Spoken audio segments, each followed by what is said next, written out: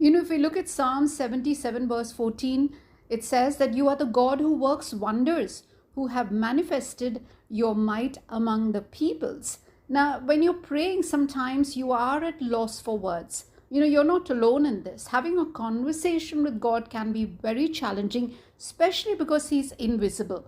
We can also become so overwhelmed by our problems that we don't know what to say to Him. What you need to do is do something like what I do. This has really helped me, and I would suggest that you talk to Jesus. Tell Him about your week. Tell Him about your dreams. Tell Him what you're afraid of. Tell Him what you're learning about.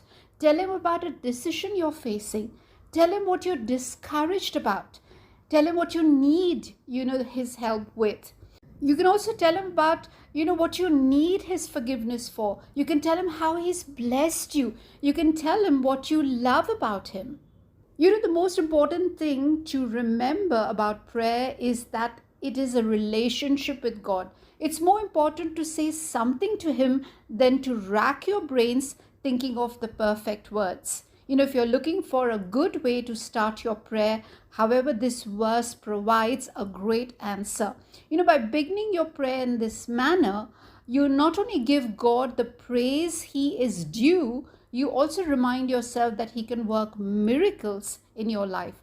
Not a bad way to start a conversation. You can say that I'm in awe of your power, Jesus. Thank you for your willingness to work miracles in my life.